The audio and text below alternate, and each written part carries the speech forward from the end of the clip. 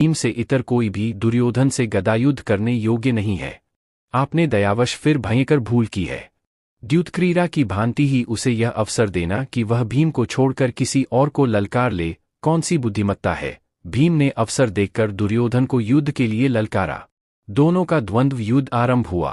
तभी तीर्थाटन करते हुए बलराम को नारद मुनि से कुरु संहार का समाचार मिला, वे भी वहां पहुंच गए।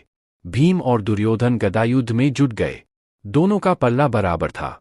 श्री कृष्ण तथा अर्जुन ने परस्पर विचार विमर्श किया कि भीम अधिक बलवान है तथा दुर्योधन अधिक कुशल। धर्मयुद्ध में दुर्योधन को परास्त करना बहुत कठिन है। भीम ने द्युतक्रीड़ा के समय द्रौपदी के अपमान पर यह प्रतिज्ञा की थी कि मैं गदा मारकर दुर्योधन की दोनों जांघें तोड़ डालूंगा। भीम के देखने पर श्री कृष्ण ने अपनी बाईं जांघ को ठोका।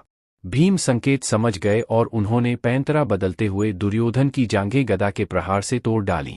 वह धराशायी हो गया तो भीम ने उसकी गदा ले ली और बाएं पैर से उसका सिर कुचल दिया। साथ ही द्युतक्रीड़ा तथा चीरहरण के लज्जाजनक प्रसंग की याद दुर्योधन को दिलाई। दुर्योधन वध। महाभारत का युद्ध अपने अंत की ओर बढ़ रहा था। कौरवों की ओर से अश्वत्थामा, कृतवर्मा, कृपाचार्य तथा दुर्योधन के अतिरिक्त कोई भी अन्य महारथी जीवित नहीं बचा। अब दुर्योधन को युद्ध से पूर्व दिए गए विदुर के उपदेश याद आने लगे। वह युद्धक्षेत्र से भागा। युद्ध में सभी कौरव मारे गए थे, केवल दुर्योधन ही अब तक जीवित बचा हुआ था। ऐसे में गांधारी ने अपनी आंखों की पट्टी खोलकर दुर्योधन के शरीर को वज्र का करना चाहा।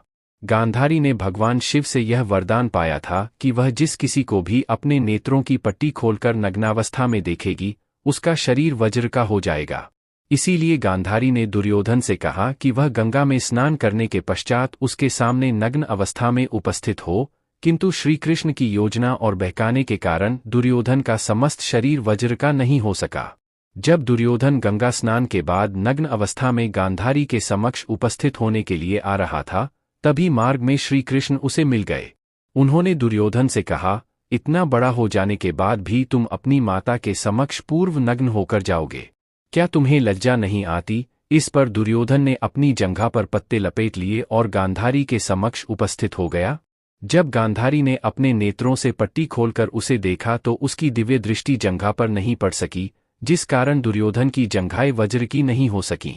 युद्ध के अंत समय में दुर्योधन एक सरोवर में प्रवेश कर गया। उसने कहा,